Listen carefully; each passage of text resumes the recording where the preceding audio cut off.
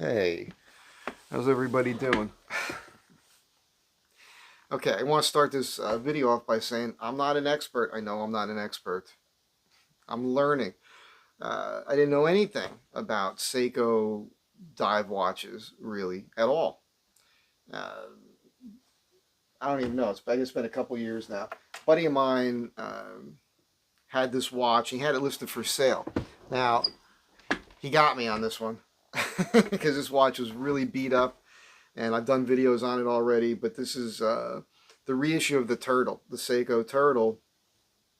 This one's from 2017, and it was really beat up. I recently put a flat sapphire crystal on it. Much better, because the Hardlex was very scratched up. It just looked horrendous. But I kept the bezel insert as scratched up as it is, because it shows some character, and I really like it. At any rate, this kicked off a whole thing with me with Seikos. I have a pretty crazy Seiko watch collection right now. It's a little over the top. And I got drawn into the history of the Seiko dive watches. Now that happened because this same friend of mine, one day we were on the phone after I got this from him, and I was going down the rabbit hole, and I really went too far into homage watches at this point. I was getting into it, man. I think I'm done with them. But he said to me one day, he says, just buy the Willard. I never heard the term Willard before. Well, the Willard is a reissue of the second professional dive watch that Seiko made. The first one was the 62 Mas. And the next one was the Willard, the 6105. And it has the 4 o'clock crown. It's pretty cool. This is the reissue, and I believe, I don't have my glasses on right now, but I think this is around, well, let me eyeball it so I know what I'm saying here. This is low light here. Okay, this would be a 2020, this particular watch. At any rate, I found this. It was lightly used. I got a real good deal on it compared to what they sell for, and people really like this green dial here. But this is what really kicked everything off. Now, I'm a big fan of Apocalypse Now. I'm a Marine veteran myself, although that wasn't the Marines, that was the Army. Let's not get into that whole discussion. But, you know, the watch is a big part of the movie. And it's on Captain Willard's wrist the whole time. Martin Sheen plays Captain Willard. What's funny about it to me is when you watch it, it's huge on his wrist. So you know he's a tiny little guy with tiny little wrists, not knocking small wrists, just saying. It's prominent. It's very prominent in the film. But what's fun with this whole watch thing with me when it comes to films, watches and films, is I never paid attention before. And the Captain Willard, the whole story of the Captain Willard Seiko, the watch, what it did in my brain was, I don't know if it was healthy, because now I do pay attention to the watches certain characters are wearing. And I got into the whole Tom Selleck thing on Magnum PI, and I had to have a Chronosport and all these other things now. It's a problem. It's a problem. But anyhow, I got this, and then I started looking at other watches. And one of the things that has been a big time seller for Seiko, and it's been around for a long time, was the SKX. And the problem I had with it personally, because this watch was around, this Seiko diver was around, I remember seeing it, it never spoke to me. I didn't really like it. I didn't like it because I didn't like the dial. I didn't like the kind of tic-tac shaped indices. Those are the markers at the cardinal points, and I didn't, combined with the circles, it was, I know it came after the 80s, but it kind of had like an 80s vibe to me, and I don't know. And I like the 80s. I got a 1983 that we're going to talk about here in a moment. You can't. This is the epitome. The color on this is with the orange dial and the Pepsi bezel. This screams 1980s. At any rate, what I'm getting at is I went down the rabbit hole on this, and I started to notice and pay attention to the differences in design and the functions, the specs of the watch, and how Seiko changed, from the Turtle to the Slim Turtle, which is the granddaddy of the SKX, to a 1990 version. Again, this is also pre-SKX. And then to the SKX, this has to be an SKX 173. And the thing that you're going to notice about all the watches I have, we're going to do a close-up here in a minute, they all have blocky indices because I don't like the round and the tic-tac, with the exception of the turtle reissue. And that's because at 6 and 3, excuse me, it's not a tic-tac shape. It's more, I don't know what you call this. There's a name for this. I don't know what it is. I probably should have looked it up before I started the video, but you guys know me. I'm so pro. And this fell into my lap when I didn't know anything. So I just wanted to do this video where I'm showing you the differences because it's important if you're collecting. The early version, the 83 version of, this is a 6309 movement, to the 7002 movement, to the 7S26 movement. Because each one of these, even though they look very similar, actually have quite a few differences. And you're going to want to know what you're looking at if you're looking to buy one of these for your collection. The other thing about having all these watches here is that it's interesting. This original, this one here, the 6309, what they call the slim turtle, and I'll show you that in detail here, but it's, they had this, right? It's a professional dive watch. Then they made this one here, and you can see the difference in the case sizes. And I think really what that's about is Seiko was like, hey, we need to make a watch that fits on smaller wrists. Having said that, I know right away people are going to jump on me. This works on smaller wrists for a whole bunch of reasons, and we're going to talk about that. Part of it is the cushion case that Seiko came up with. This is about the most comfortable watch you can wear on your wrist with a two-piece strap. It's amazing. And a relatively short lug length on this. Okay? We'll get to that. So you can wear this on a smaller wrist, but they decided to thin it up. And they went to this, and then they were making attempts on, dealing with how the bezel works, and it's bi-directional. It was a day-date. Then for some reason they went to just a date, still bi-directional. They changed the lume for this model. It made it crap, but it's a great way to know that you have an original. We'll get into that. And then they eventually got the SKX, where they really nailed it, and this is one of their biggest sellers for a very long time. I also have these watches for different reasons. When we get back to this 1990 version, I like it because the dial, because it has all this information on the bottom of the dial. Again, it'll tell you it's a Singapore movement, I believe, cased in Hong Kong, it just has all, this might have been a Japan movement, but the point is there's a ton of information on this dial, which makes this particular version of the 7002 interesting to me, and probably more collectible to people who collect them. This being a 6309 with an orange dial and a Pepsi bezel makes it interesting, makes it more probably valuable to a collector. Having said that, you can still find these watches at a very good deal if you are diligent but patient and you know what you're looking for. If you look for these under the nicknames that they're given, the prices are crazy. Every one of these three watches, we'll just put these three here. Again, these two are the reissues. We'll talk about them. But every one of these, you'll see versions of these actually go in this order. I only look at eBay. There might be other places to buy, but this is what I have the most experience with, and I know how to work it so I can get the best bang for my buck. But every one of these watches, you'll see versions of them listed at $1,000 or more, asking price. At the same time, you can find the same watch for well under $200 because the person that's selling that watch doesn't see the value in it. Excuse me. They're not a collector necessarily. It's just a watch that they've had. It's been sitting in a drawer in some cases for 30 years. 1983, do the math. Right? 40-year-old watch, 42-year-old watch. Is that right? 83, 93, 2003, 2013, 2023, right? 42-year-old watch running perfectly. No issues, man. This particular watch, when you open it, you'll see it's been well serviced. There's some interesting things about it, which I was questioning how original it is, but this turns out to be original.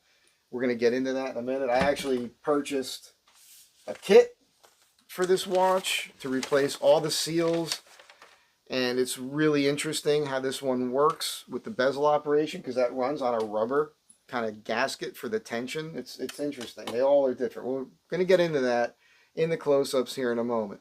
But that's what this whole video is about. I know I've been talking for quite a few minutes, but I know I haven't said it yet. My name's Mike, and this is basically what I would call the Palooka Watch channel. Enjoy the rest of this.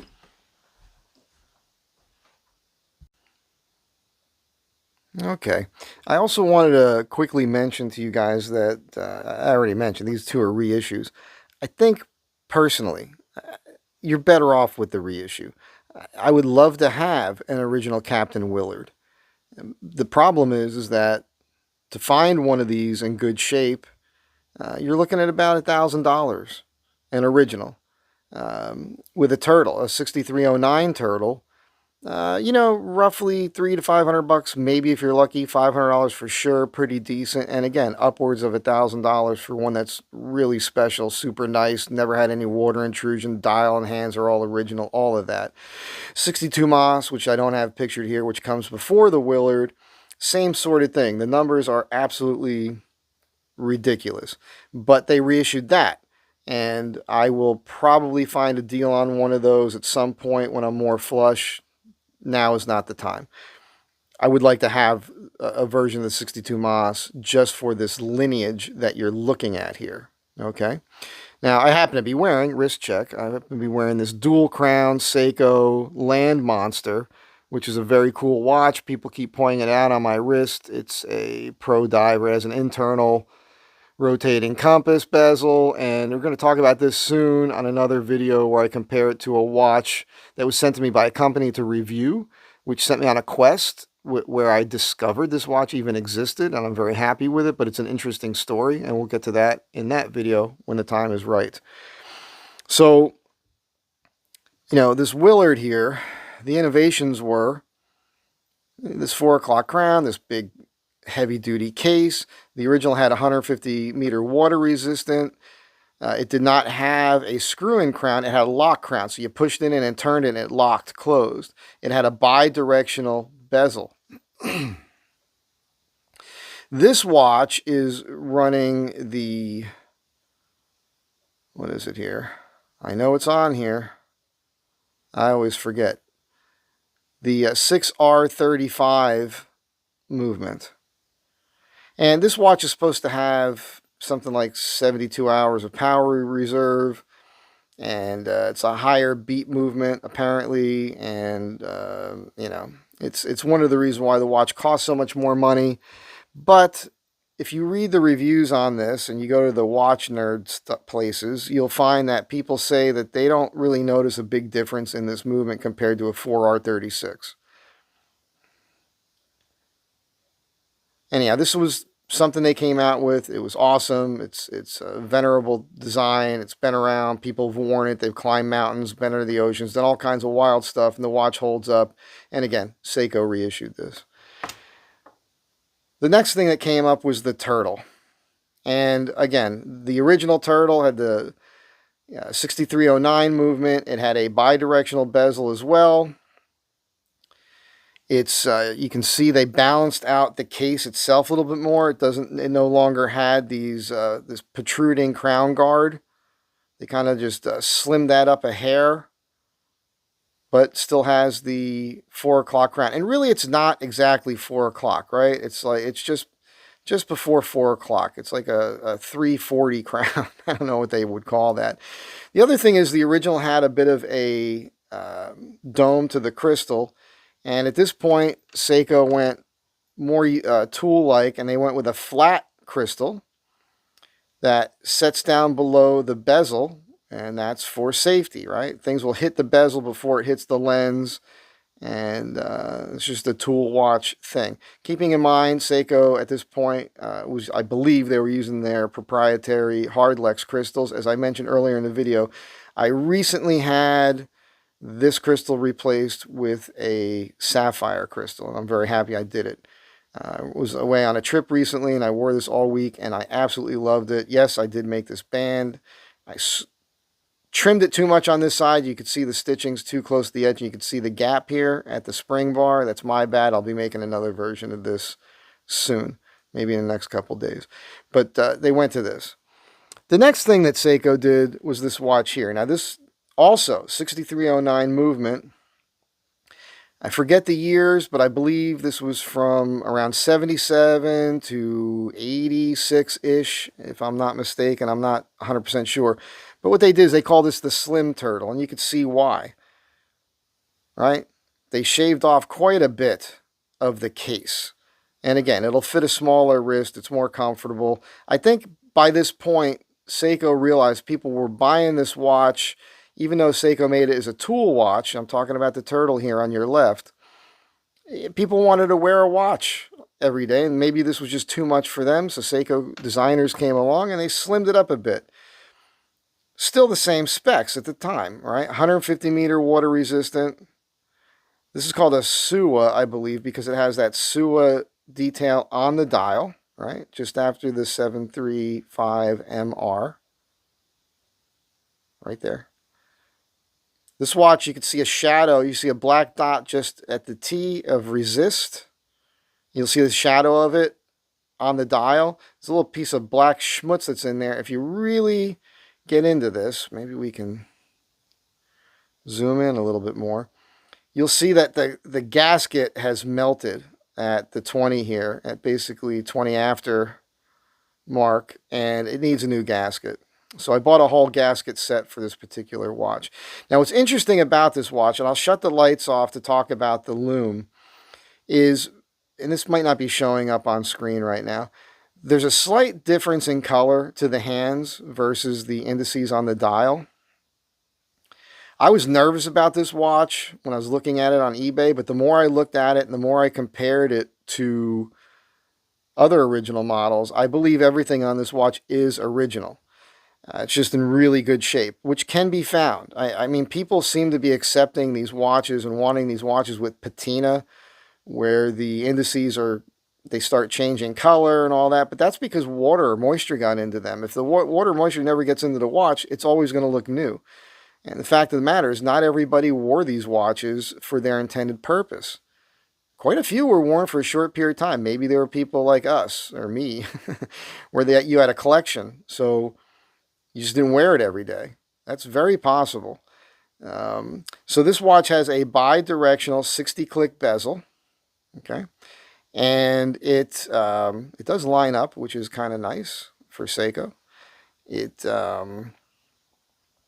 This is very easy to move. I can do this with one finger here with not much pressure, which is why the gasket needs to be replaced under here. You'll see that this bezel insert is pretty flat on this particular watch. You'll also notice on the case, this is very full here. It's brushed on the top, it's polished on the side, but it's still very full. It's going to be a difference between this and the next watch. You'll see that in a moment. Again, this is the 6309 movement, so it does not have hacking or winding. You got to do the Seiko shuffle. And I found that on these watches, and maybe I'm wrong, I definitely noticed it on the next watch. Normally, I take this and I shake it this way once.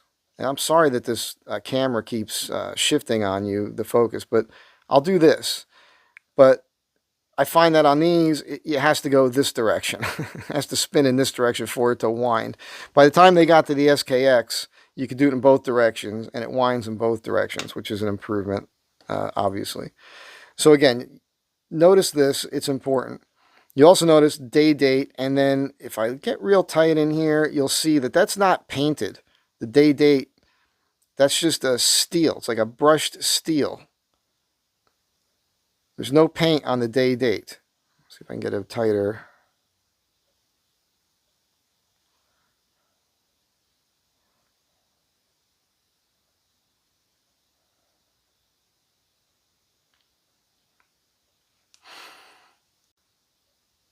That's a little bit better. Hard time with the focus. Remember, I'm just using a phone here. But that's not painted, that's just steel. Also, you'll notice that this watch has the square indices, which is something I happen to like. I like that dial. I think it's more adult. Again, I think that the round indices and the tic-tacs of the at the cardinal points that you see on the SKX, it's more childlike in my opinion. I just like this better. Now we get to the 7002, and we'll talk about some of the differences here. This is also a bi-directional 60 click. Now this one, I believe it has a ball bearing in it. So this one here, I have to use a little bit of force to turn it, which is what you want because it's a safety feature. All right, with this one here, the gasket wears out, and it just putting it on with a shirt, it's gonna move that. But with this one here, you really have to be diligent about it. Again, this only has a date feature and also not painted. You'll see it's kind of shiny here. You see it reflecting light where the 12 is. That's just a metal disc in there. Now this watch, they changed the lume for some reason. So you'll know it's an original if the lume, you light it up, it looks good under an ultraviolet light, but it very, very rapidly goes away. The lume stops. This watch came on this bracelet, which I believe is of the era. I'm not sure if this bracelet came with the watch originally, but it is of the era. And I'm trying to get to the, where is it here? It's over here. You can see here the 0 at the beginning of the serial number, and that denotes this is a 1990 watch. Now, one of the things you might be able to see here on screen, it's kind of hard because my lighting isn't perfect here. The bezel insert slightly slopes down towards the crystal, which is how you're going to know this is original. Also, we start to see a shape change here. So again, brushed on the top, polished on the sides, but they put a little bit of an indentation here compared to the previous year.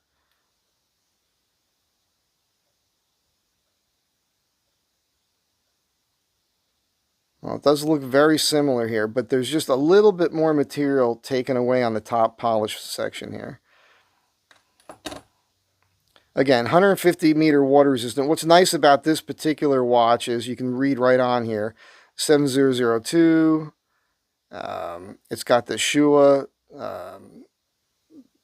thing there. It's got movement Singapore, dial Japan, cased in Hong Kong. I just thought personally that that is cool. To me, it makes this watch extra special. Just something different. You can get plenty of these 7002 models where the dial just doesn't have all of that information on it. So to me, that made it more interesting. Then we jump up to the SKX 173. It's the 173 because it has the square indices, which I like. Now this was, I have another version of this. I should have had it out here on the table. Let me just grab it real quick. Okay, here it is. So this watch is an interesting story. I bought an Aragon from a guy on eBay, and we started talking, and I said, well, if you have anything else, let me know. I might be interested in it. And he had apparently had a bunch of watches he got in trade from a guy that owed him money, and he offered me this watch pretty cheap. And I didn't study it very well. He sent me some pictures on my phone, so I wasn't sure what I was looking at as far as the quality and the details. But when I looked it up on eBay at that time, this was a SKX 173 Singapore movement, right? You see Singapore on the dial. Also says it on the rear. Movement Singapore. This one here is from 2002. December. They have the D there. Pretty cool. 7S26. So again, no winding or hacking. And the prices on this watch were like, because it was the Singapore movement, not the Malaysia movement, people were asking over $500 for it. And the price he was offering it to me for, I said, sure, I'll take it. It was a really, really good deal. Then I got it. And, the lume does work on this watch. It doesn't last that long. You could see there's some issues with this. And as I started looking at it, looking at other versions, I realize this has had a lot of damage. The hands have been relumed. It's fine though. The outline around the indices is no longer there. He said he bought this personally, this particular watch. He was a pilot and he flew all kinds of different things. He was in the Air Force. And he said he dove with this on Guam. But I don't know that everything he told me is accurate. This is where it steps up to 200-meter water resistant. It has a unidirectional crown. The bezel insert's flat. The rim around it protrudes above it. And once I realized what I had, I started looking for a better version, and that's when I found this one. And you could see the difference. It almost looks like this is a replacement dial, but I know that this is an original dial. Everything on this watch is original, just super clean. I got very, very lucky with this particular watch. Actually, this case and crystal was this watch. This dial and handset and movement was in this case when I got it. This dial, handset, and movement was in this case with this bezel insert when I got it, which has some scratches on it. And this one was in much better shape, so I swapped basically all the guts. The hands, the dial, the movement, it all comes out as one unit. It was an easy swap because it was the same case. So I now have myself a much nicer, cleaner version. So the original one I bought was a 2000. I remember that. Yeah, you'll see it right here. Movement Singapore 2000. So these were 2 years apart as far as the case, but they were both Singapore movement watches. I didn't feel funny buying that. At any rate, looking at the differences in the details here, you'll see here they concaved this section on the case, on the SKX. On the 7002, you don't see that. Again, the bezel insert slopes down towards the crystal on the 7002 from 1990, and here it doesn't. Also, the lume on this is superb. Still works like new. Unidirectional, 120 click bezel.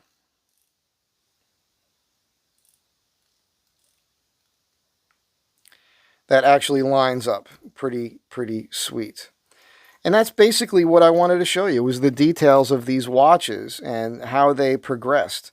We do not have drilled lugs here. We do not have drilled lugs here. We do not have drilled lugs here. We do have drilled lugs on the turtle. I think the original turtle also had drilled lugs. I'm not 100% sure. We have drilled lugs here on the Captain Willard. Again, not 100% certain if they were drilled lugs on the original. I made a comment. I'm going to grab that watch. Hang on. This is a Redune copy of the 6105 Willard, and I did a review on this watch. I did a review on all of the Seiko homage Captain Willards that I had at that time, because I have a Detroit Mint as well.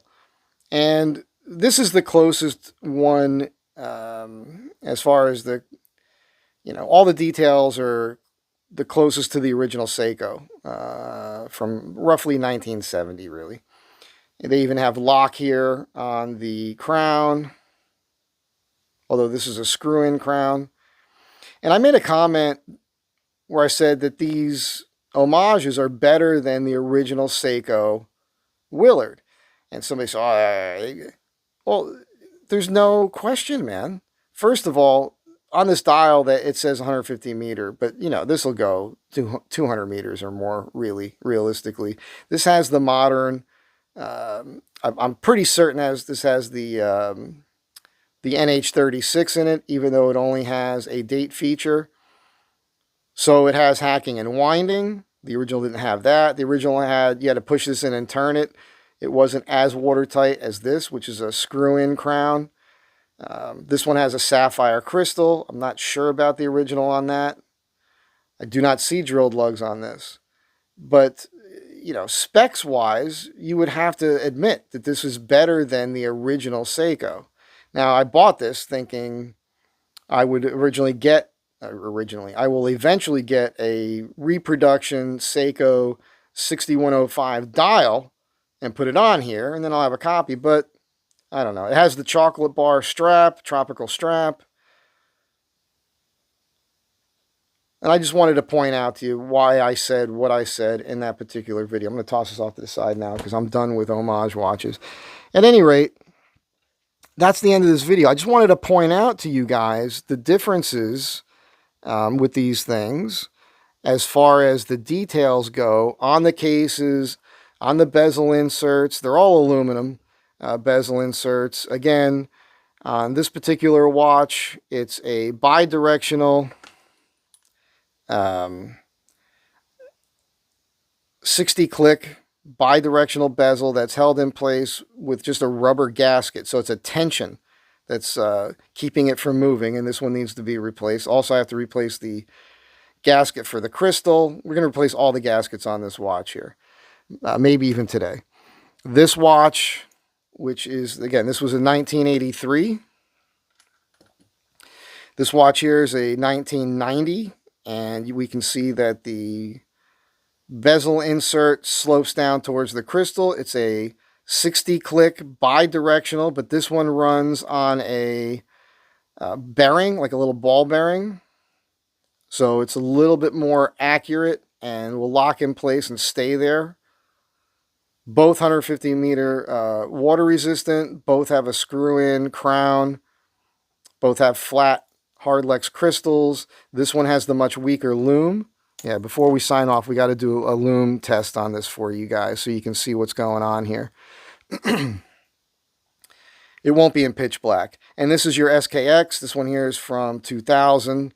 And yeah, much better Lume. Still lock, screw-in crown, all the good stuff. This is what, when Seiko came out with this watch, I believe it was 96-ish. This watch is really the watch that changed everything for dive watches. Other companies started copying a lot of the details of this watch, but Seiko did it. Now, something I have to point out, and this is what I was told by a watchmaker. Remember now, I hang out. Literally, I hang out in a watch shop. I'll be going over there in a little bit here after I eat. Mike and Vartan over there at Majestic WJ on Larchmont. And Mike's always working on high-end watches, Breitlings, Rolexes, that sort of thing. And Mike said to me that the thing about Seiko is they figured out how to make an automatic watch that didn't need to be lubricated. That's the reason you could pick up a 40-year-old Seiko, shake it, and it runs. And if you have the thing serviced, and it might not, I mean, it should be serviced, but even before having serviced, if you just regulate it, pretty good chance it's going to keep time for quite some time without a full service. So with me, I wanted to keep these watches original with their original movements, so I haven't had anything done other than having them regulated. So each one of these is set to just a couple seconds, up to 3, usually about 2 to 3 seconds plus. And that's how you want to set an automatic movement, because then it, as you wear it and jar it and whack it throughout the day, that will momentarily pause the movement and it'll keep it more accurate. The movement in this particular watch, my buddy beat this watch up and it needs a servicing. It's running fast. Right now it's set to pretty much the same as the others, but if I wear this for a few days, it'll jump a couple minutes over the course of a few days. So Mike said I need a service on that. I'm not going to service this movement. What I'm going to do is I'm going to buy a new 4R36 movement for it and just have it replaced. I considered one with a black day and date wheel. This happens to be the 773. I can't remember. But this is all blue. It might not be reading on screen, but it has a blue dial with the blue insert on the bezel, which you can clearly see. It's also scratched up to hell. So I'll just be replacing this whole movement. There's nothing wrong with that at this point. It's still a relatively new watch. So once I put a new movement in it, it's going to last for a very long time. And I'll have that one regulated when I get that in. Let's shut the lights off. It won't be pitch black here, but it'll be enough to show off the lume. Okay, let's get this lume going.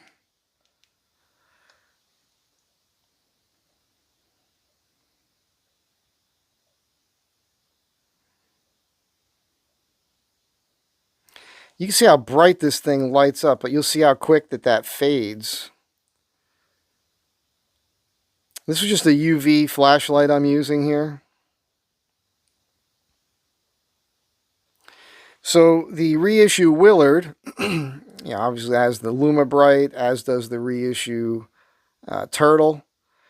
I don't know if they had Lume bright in '83. I know that they changed it to something else for the 7002, and then they brought it back. I believe this is Lume bright here for the SKX. So I just want to hit these so they're all relatively equally charged.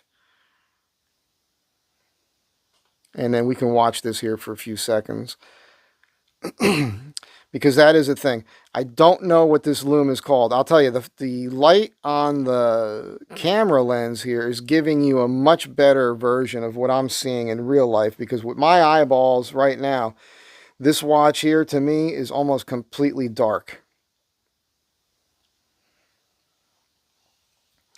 Even the hands, it's showing you that, boy, that is really strange. You can see here, it looks very bright, but these two are losing their lume fairly quickly. All right, compared to the SKX. Let's compare it to that because that's also old. You can see here,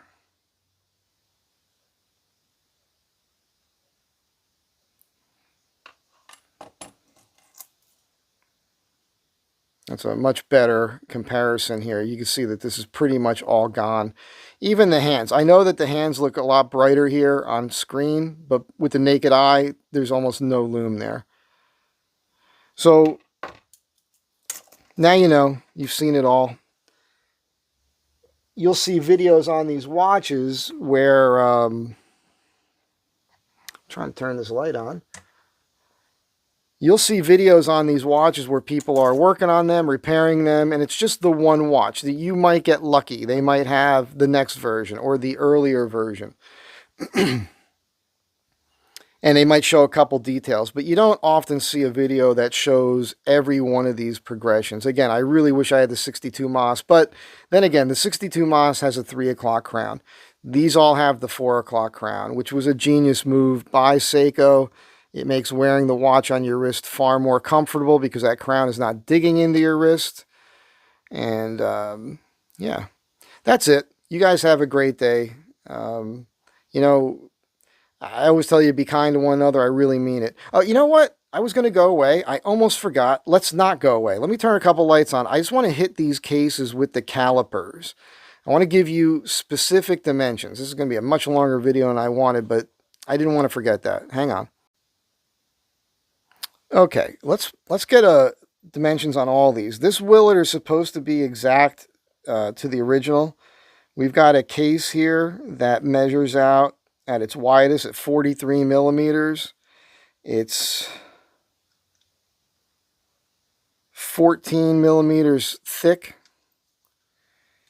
I believe this one has a 20. It's a 20 millimeter lug width. And again, the thing that makes these watches easier to wear on the wrist is usually the lug length being under 50. So this is a 46 millimeter lug width. We get to the Turtle, and again, this is supposed to be an exact copy of the original as far as the case size, I believe. I know it's supposed to be about 44. It's a 45... keep moving this here. It's a 45 millimeter case width, approximately. It's about 13 mil thick. This should have a 22. It does. It's a 22 millimeter lug width. And the lug length on this,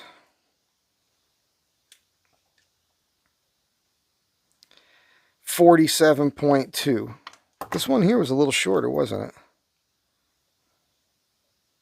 Yeah, 46. So the Turtle's larger, obviously, than the Captain Willard. Then we jump to this watch. It's going to be interesting to see the differences between these three cases. I don't think there's much difference, but we'll find out. So the Slim Turtle goes down to a 41.8, 41.6 width, thickness. Well, it's a little thinner. It's 12.8 according to my calipers. Also a 22 millimeter lug width. A little larger, you can see that on the calipers here. But I think all our calipers could be off a couple points there. And the lug length on this watch, look at this. That's incredible. Is that correct? I get caught on the, I'm rising up on the lugs here. 46.6. So that's pretty close to the Turtle. No, the Turtle is 47. So yeah, it did get smaller. So let's get back to this real quick. This width here was, is that right? Yeah, it's about a 42 millimeter width. We get to the granddaddy here. Again, 42.2 on the width. 12.5 on the thickness. It's a 22 on the lug width, and on the lug length, these should all be pretty close to the same.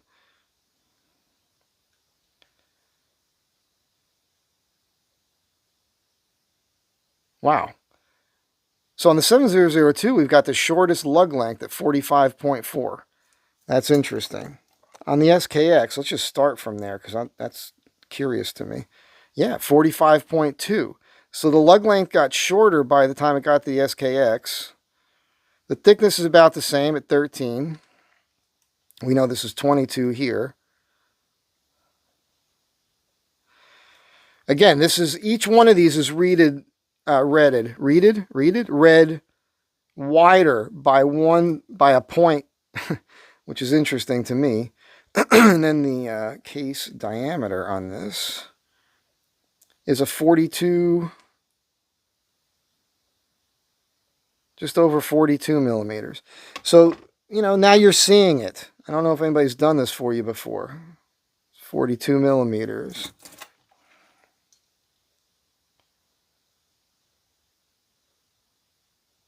.42 millimeters approximately. So they're all 42 millimeter cases.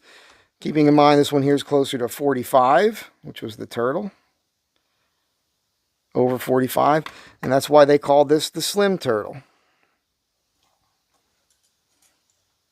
And eventually SKX. So you just got to see all the caliper readings there for yourself. You can go back and review that. I'm not saying any of this means anything. I just want you to see these subtle differences in the bezel inserts. And let me talk to the camera here to conclude. I may have sounded like I was concluding 5 minutes ago. Apologies. You know me. I just can't shut up. All right. That's it. Look, as I said in the beginning, I'm not an expert, not trying to pretend to be one. I just thought you guys might dig on seeing all of these watches compared to one another on screen the way I did it, because I don't see a lot of it here on YouTube. And you know, I went down the rabbit hole on all these watches. I own a lot of watches now that I probably start thinning the herd here at some point, especially when it comes to the homage watches I bought. I don't have a whole lot, but I got more than I need. The Seiko collection, don't think I'll be selling much of that. I have an idea for building a display box for them, so I just like looking at them. Although I will be putting this up on the auction block here pretty soon, so somebody else could get into the Singapore Movement SKX 173 relatively inexpensively. I'd like to get my money back on this. It does come with a good band and everything else on it. You guys can let me know about that. But again, I just wanted to close out by saying thanks for being here. I do appreciate you looking at any of my videos. As you guys know, I'm not a pro with this stuff. I goof on myself all the time saying I'm so pro. It's why I refer to any of my watch videos as being the Palooka Watch channel, because I know how I sound, not knowing really what I'm talking about. I'm learning. But I don't think you need to be a total nerd on all this stuff. I think you just have to appreciate watches. And to me, getting into the watches is no different than getting into knives or firearms or any of the other interests that I have. You get into it for your own personal reasons, and you like what you like, and if you can talk about the details, that's pretty cool. I mean, I could have went really, really deep into the weeds on this, and this video could be another hour just by talking about all the details on the dials and the way the different indices are outlined and all of that stuff. But it's a visual format. I don't feel the need to point out every little detail like that because you can see it. So with that, thanks again for being here. Be kind to one another. I'll catch you in the next one. I hope you dig on it. Let me know what you think. Have a great day. I'll catch you in the next one.